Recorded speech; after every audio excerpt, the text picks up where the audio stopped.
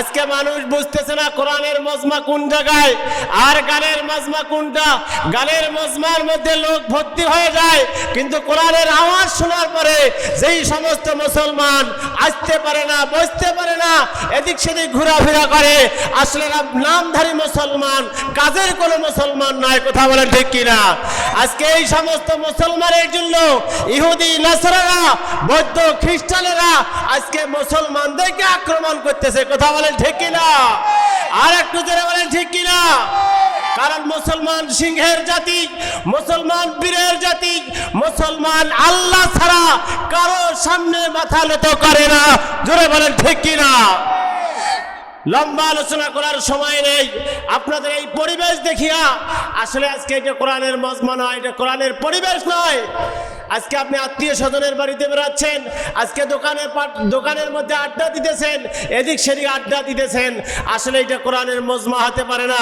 সবচেয়ে বড় দামি মজমা আসমানের নিচে জমিনের উপরে আল্লাহ পাক রব্বুল আলামিন বলেছেন, এবং আল্লাহর হাবিব বিশ্বনেতা বিশ্বনবী মুহাম্মদ রাসূলুল্লাহ সাল্লাল্লাহু আলাইহি ওয়াসাল্লাম বলেছেন, যেই জায়গার মধ্যে কোরআন এবং হাদিসের আলোচনা হয় সেই জায়গাটা সেই মুহূর্তে জান্নাতের বাগান। বলেন সুবহানাল্লাহ। কিন্তু পরিমনির মজমা এটা নয়, এটা সাকিব আল হাসানের মজমা নয়, এটা জাহাঙ্গীরনগর বিশ্ববিদ্যালয়ের মজমা নয়, এটা আল্লাহর কোরআনের বাণীর কথা শোনাবে, আল্লাহর কোরআনের মজমা, যেই জায়গাটা সেই মুহূর্তে জান্নাতের বাগান। বলেন সুবহানাল্লাহ। বাজাল্লা আমার শুধুমাত্র তাই নয়, লম্বা আলোচনা করার সময় নাই, লম্বা আলোচনা করার সুযোগ নাই, খুতবা দেওয়ার সুযোগ নাই। একটা মুসলমান যদি আর একটা মুসলমানকে সালাম দেয়, সালাম দেওয়া হইল সুন্নত, আর সালামের জবাব দেওয়া হইল ওয়াজিব। আর কোন বান্দা বান্দী যদি ওয়াজিব তরফ করে, ফরজের মধ্যে ধাক্কা লেগে যায়, আপনারা মনে হয় এই জায়গার মধ্যে এসেছেন, এই জায়গার মধ্যে আসিয়া মনে হয় মন আপনাদের খারাপ। কথা বলেন, মন খারাপ নাকি? সবচেয়ে বড় দামি মজমা আল্লাহ পাক রব্বুল আলামিন এই মজমাটার মধ্যে, এই জায়গার মধ্যে যদি প্রধানমন্ত্রী এই জায়গার মধ্যে, আপনাদের এই জায়গার মধ্যে এসেছে, টেকরার মধ্যে এসেছে, আসে নাই? টেকরার মধ্যে এসেছে, আবার পুলিশ, বিডিআর, র্যাব সব জায়গার মধ্যে সমস্ত বাহিনী এই দিনাজপুরের মধ্যে চলে এসেছে। কথা বলেন ঠিক কিনা? সব বাহিনী চলে এসেছে, কিন্তু আল্লাহ পাক রব্বুল আলামিন বলে, যেই জায়গার মধ্যে কোরআন এবং হাদিসের আলোচনা হয় সেই জায়গার মধ্যে পুলিশ নয়, র্যাব নয়, বিডিআর নয়, বিজিবি নয়, বাংলাদেশের সমস্ত বাহিনী দিয়া ওই জায়গার মধ্যে নিরাপত্তা দেয় না। আল্লাহ পাক রব্বুল আলামিন নূরের ফেরেশতারা, আল্লাহর নূরের ফেরেশতারা ওই জায়গার মধ্যে চতুর্দিক দিয়া ঘিরিয়া রাখে। জোরে বলেন না সুবহানাল্লাহ। নূরের ফেরেশতারা একজন গার কাঁধে আরেকজন পা দিয়া আসমান পর্যন্ত নিরাপত্তা রাখে। ওই জায়গার মধ্যে যখন ফেরেশতারা, ওই বান্দা বান্দিরা চাতক পাখির মতো বসে আছে, ওই জায়গার মধ্যে যখন সুবহানাল্লাহ বলে, আলহামদুলিল্লাহ বলে, আল্লাহু আকবার বলে, আল্লাহ পাক রব্বুল আলামিন ডাক দিয়ে বলে, সংক্ষিপ্ত বলতেছি, আল্লাহ পাক রব্বুল আলামিন ডাক দিয়ে বলে, আমার ফেরেশতারা ওই জায়গার মধ্যে কেন ঘিরে আছো? চাতক পাখির মতো কেন বসে আছো? আল্লাহ পাক রব্বুল আলামিনের ফেরেশতারা ডাক দিয়ে বলে, আল্লাহ ওই মুরাদপুর কোরআনের মজমার মধ্যে কিছু সঙ্গে আপনার গুনাহগার বান্দা বান্দি চাতক পাখির মতো এই জায়গার মধ্যে বসে আছে। আল্লাহ গুনাহ মাফের জন্য, জাহান্নামকে ভয় করিয়া জান্নাতের আশায় চাতক পাখির মতো এই জায়গার মধ্যে বসে আছে। সুবহানাল্লাহ বলতেছে, আলহামদুলিল্লাহ বলতেছে, আল্লাহু আকবার বলতেছে। ও আল্লাহ, তুমি যদি ওই সমস্ত বান্দা বান্দীদেরকে মাফ না করো, আল্লাহ আমরা আসমান জমিন ফেরেশতারা, এই ফেরেশতাদের কাঁপুনি কখনো থামবে না। আল্লাহু আকবার।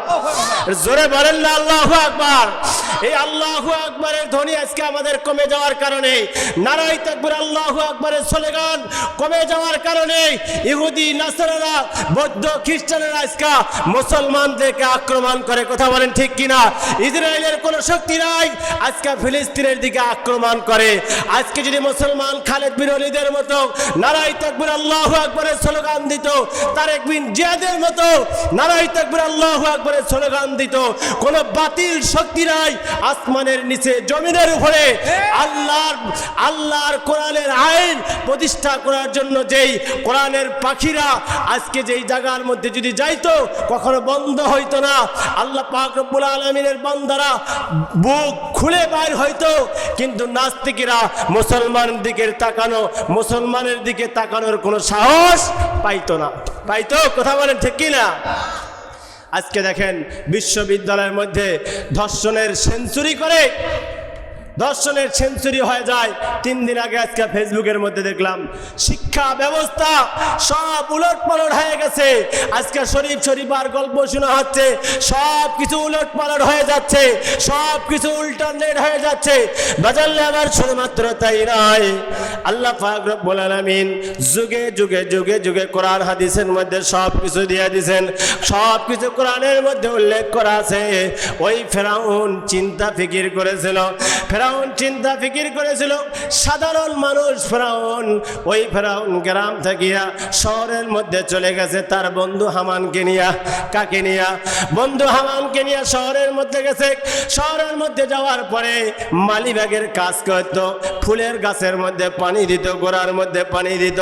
পানি দিতে দিতে আস্তে আস্তে করে ওই যে দারোয়ান ছিল, মিশরের কবরস্থানের দারোয়ান ছিল, ওই দারোয়ান থেকে লম্বা করার সময় নাই, সময় একবারে সংক্ষিপ্ত ইঙ্গিত দিয়ে যাচ্ছি। ওই দারোয়ান থেকে আস্তে করে অনেক টাকার যখন মালিক হয়ে গেছে, ওই সময়ের মধ্যে ফেরাউন চিন্তা করলো আমাকে আরো সামনের দিকে যাইতে হবে। মানুষ যখন সামনের দিকে যাইতে পারে, 50 টাকা যখন পকেটের মধ্যে থাকে, আরো 100 টাকা কেমনে কামাই করবে, সামনের দিকে যায়। যারা 1 তলা বাড়ি করেছে 2 তলা কেমনে করবে এই চিন্তা ফিকির করে। যারা 3 তলা বাড়ি করেছে তারা 5 তলা কেমন করে করবে। যারা একটা গাড়ি করেছে তারা আরেকটা গাড়ি কেমন করে করবে। কিন্তু ইমানের কখনো মেহনত করে না। একজন তাহাজ্জুদ নামাজ পড়েছে, ইশরাক পড়েছে, 5 ওয়াক্ত নামাজ কখনো কায়দা করে নাই। এই সমস্ত মানুষেরা প্রতিযোগিতা করে না, প্রতিযোগিতা করে শুধুমাত্র দুনিয়ার জন্য। ঠিক কিনা? ফেরাউন ওই সময়ের মধ্যে চিন্তা ফিকির করলো দারোয়ান থেকে আমাকে আস্তে আস্তে আরো সামনে যাইতে হবে। একটা গোত্রের দিকে ধাপিত হলো, বনি ইসরাইলের দিকে ধাপিত হয়ে গেল। বনি ইসরাইলকে টাকা দেয়, কম্বল দেয়, রাস্তাঘাট করে দেয়, আবার টাকা পয়সা দেয়, আবার লেপ তোষক দেয়, সব কিছু দেয়, বাড়ি বানিয়ে দেয়, আবার টাকা দেয় গরু কেনার জন্য, টাকা দেয় ছাগল কেনার জন্য, টাকা দেয় বিল্ডিং বাড়ি করার জন্য। বর্তমান প্রেক্ষাপটে এইরকম আছে কি না? জোরে বলেন, আছে না নাই? ফেরাউন গোত্রের মধ্যে চলে গেল। যাওয়ার পরে এবার চিন্তা ফিকির করলো, হায়রা আস্তে করে বলে ইসরায়েলকে কাছের মধ্যে যখন টান দিয়া নিয়ে নিল, এক সময়ের মধ্যে সে দাঁড়াইলো ভোটের মধ্যে। দাঁড়ানোর পরে মিশরের বাদশাহ হয়ে গেল।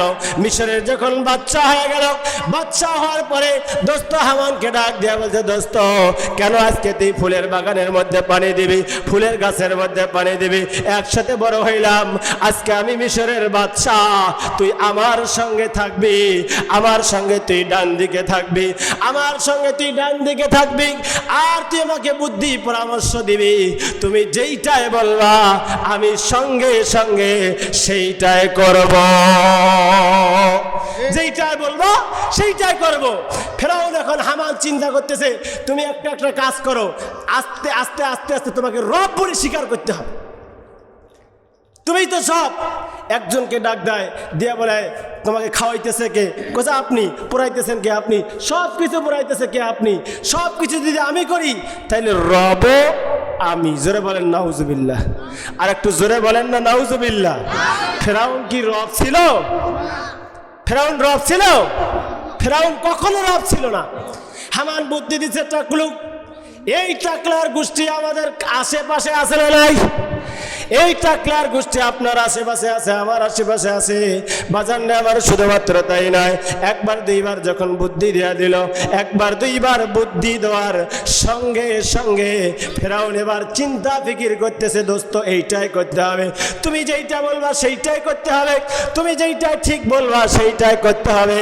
এই শিক্ষা ব্যবস্থা যদি আমি উলট পালট করে দিতে পারি, আর মানুষ যদি শিক্ষায় সুশিক্ষিত না হয়, তাহলে ওই মূর্খ মানুষগুলা আমাকে রব বলে স্বীকার করবে। এই শিক্ষা ব্যবস্থা আপনার সামনে আমার সামনে চলে এসেছে। আল্লাহ পাক রব্বুল আলামিন আপনাকে আমাকে সবাইকে সঠিক শিক্ষা, কোরআনের শিক্ষা, কোরআন অনুযায়ী জিন্দেগি যাপন করার তৌফিক দান করুক। সকলে বলে আল্লাহুম্মা আমিন। আর একটু জোরে বলেন আল্লাহুম্মা আমিন।